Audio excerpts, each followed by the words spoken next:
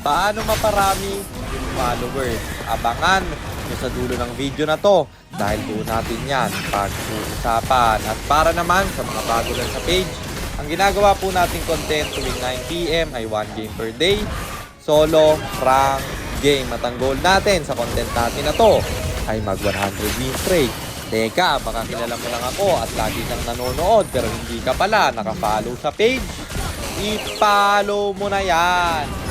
Saan lang? Kung gusto mo namang magpa-pilot ng ML account, mag-PM ka lang. Nagre-reply ako at syempre, may bayad yon. Kahit hanggang anong rank, pwede mong ipapilot. Hi guys, nandito na tayo sa 336 day ng 1 game per day. And ang standing natin bago yung game na to ay 285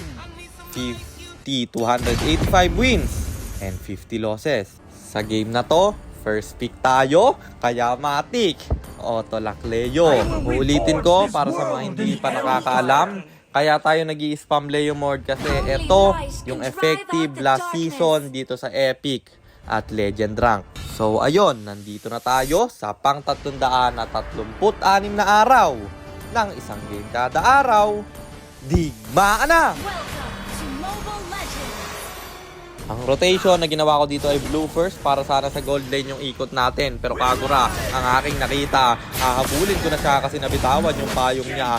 Hinila ko pa palabas, wala na siyang dash, bagsak yung mid laner nila. Tapos diretso dito sa top na wala yung ultimate ko pero dumobble dash dahil sa Cyclone Eye at na microhan sila. Low HP na yung Sylvana at tayo pa nga yung makakalapit sa kanya. At diretso dito sa Turtle na aking sinisimula na poke yung Roger nila, low HP na siya kung hindi na makakakontest to. Kaya yung Turtle ay kukunin ko na. Masyado na siyang malayo na zone out pa ng kampe pero yung Lapu pre ay hindi pa rin sumusuko. Ako ang makakakuha ng Turtle, sabay hahabulin ko pa siya. Nag-flicker out pa nga pero mukhang wala pa rin kawala dahil yung Nana tayo tutulungan. Talagang kanya pang pinupusuan, gustong makawala pero tinadyakan ng kabayo man. At low HP na naman yung Lapu kaya pinasok ko sa loob ng tore. Napakat pa yung Roger nila at double kill pa nga. Siyempre wala yung dalawa ng kalaban at XP laner pa yon. Siyempre wala na ring re-resto dito para dumipensa pa. At yung tore ay aming nabasag. Diretso dito sa second turtle. Hindi nakakontest yung Roger kaya libre na naman namin itong nakuha. Sabay diretso sa baba kasi ang lalim ng Bruno nila. Kasama pa yung Sylvana na napakat ng Kufra at mamamatay siya. Bruno dito mananakbo pero may Nana nasasalubong at double kill para kay Kufra. Low HP na naman yung Lapu-Lapu, nag-flicker out pa pero wala pa rin kawala dahil may kabayo nasa asagasa. Combo galing kay Kagura pero wala rin nangyari dahil ako'y nabuhay naman. Ang problema, nag-clear ako ng mid, hindi ko inabutan yung turtle kaya libre nilang nakuha yon. Syempre hindi tayo papayag na walang bawi at Sylvana ang aking nakita, napaulti pa siya, ang lakas ng lifesteal niya pero wala pa rin kawala. Bruno dito nakakill pa kaya siya na ang aking susunod at double kill na naman. 8-0 na tayo, dalawang marksman nandito sa baba, tayo ibibigyan nila pero may respo galing kay Kufra. Ang ganda ng pasok niya, legendary. 9-0 na, Soldier dito mananakbo pa pero mapapatay siya ng Kimi, pati Sylvana na trap na rin. Na 10-0-3 na tayo. Dito naman sa baba, yung tore ating babasagin. Walang dedepensa men.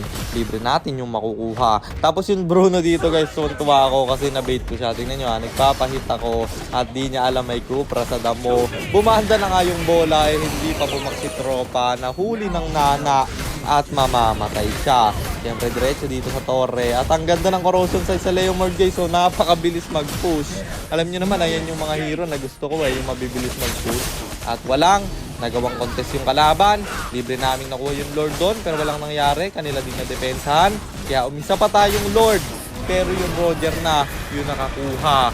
At siya ay tatakas na. Nadodge niya yung kabayo pero siya pa rin hahabulin ko. Ang ganda ng ulti ng Nana. Dalawa agad yung bumagsak at sobrang bilis ng palo. Pati yung dalawa patay na rin. 4 yung bagsak sa kalaban. Kaya Lapu-Lapu mag-isa ang natira. Ano kaya ang gagawin niya? May Winter Transient pa ako dito para pumilit ng push. At nag-tower lock na. Sobrang bilis talaga. Wala na siyang nagawa at panalo na naman tayo. Kaya ang standing na natin ay 286 wins and 50 losses. At Epic 1, 4 stars na tayo. 4 win streak na rin. Kaya 96 na lang ay 100 win streak na. And sagutin na natin yung tanong ni Tropa.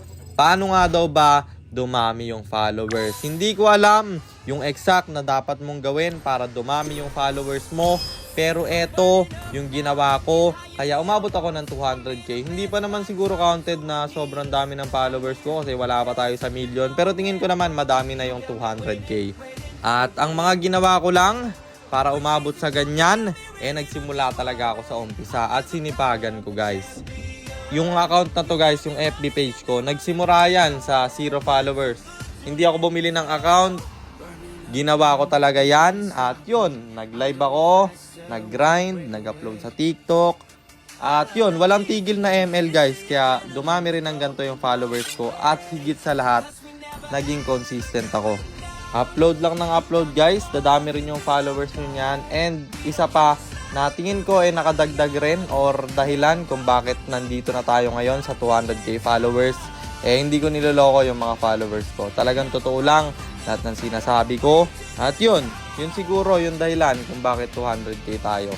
At try nyo rin gawin, maging consistent kayo at syempre, sipagan nyo. At huwag nyo lokohin yung mga followers nyo kasi pinalo kayo nyan dahil kayo ay kanilang hinahangaan. Kung ang plano nyo lang sila'y lokohin, tigilan nyo na yan. At yun lang, sana nasagot ko yung tanong mo idol. At sana rin meron kayo natutunan sa content natin na to. At kung meron man, pakishare lang. Then after nyo i-share, mag-comment na rin kayo ng pa-shoutout para ma-shoutout ko kayo sa mga next nating content. At i-comment nyo na rin ang inyong mga katanungan kasi baka malay mo sa next nating content, comment mo naman ang mapili ko. Kung nagustuhan nyo yung item at emblem ko sa game na yon, eto yon: Tough Boots, Thunderbelt, War Axe, Sea Halberd, Corrosion Sight, Winter Crown or Immortality, and then Rose Gold Meteor pang buy and sell.